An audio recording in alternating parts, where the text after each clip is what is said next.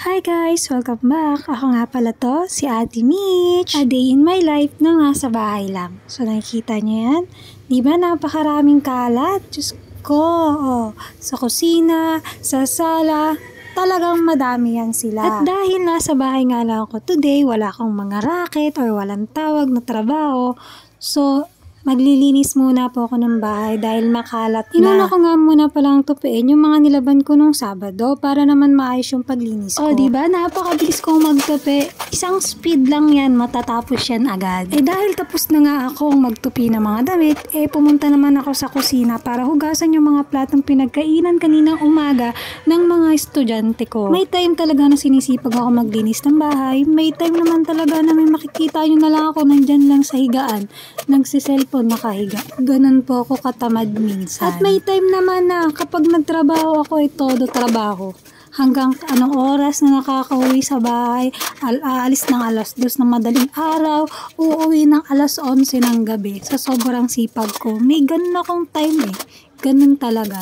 Kaya pagpasensya nyo na ako minsan may topak ng trabaho ko or what else, ganun pa man Ganito talaga ako, pagpasensyaan nyo na. Kung napapansin nyo sa part na to is meron pa ako hinahawakan cellphone. So, yan po yung live ko na ginagawa. So, yan, kumikita rin naman ako dyan.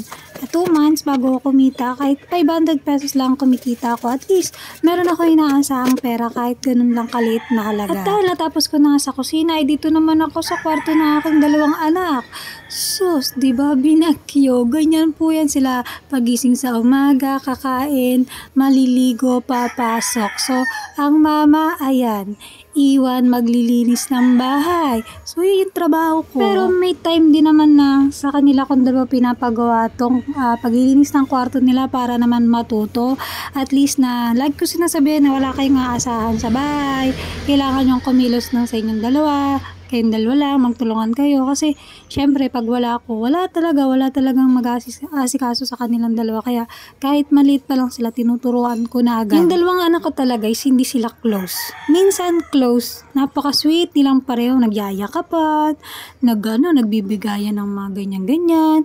May time na, naku po, suntok dito, suntok dun, sumbong dito, iyak dun, ganun sila ka-close. Kaya, naku po, alam niyo naman, parehong lalaki. Hindi ko rin alam kasi minsan sabi nila kapag babae lalaki, ganun din daw, aaway. Siguro nga dahil sa 2 years ang gap nilang dalawa, kaya siguro ganun. So, pasensya na lang. Pero minsan, yung nanay talaga nawawala ng pasensya. Kaya ayun, pareho silang may palo. Diba? Hindi ko talaga maiwasan yung pasensya na. Sa time na to, naisipan ko mag-start na lang ulit ng pagbablog. Dahil minsan talaga wala akong ginagawa sa bahay. So, inisip ko na i-enjoy yung time na meron ako. So, kahit na nasa bahay lang ako, meron din ako mga online platform na sinasalihan para kumita ng pera.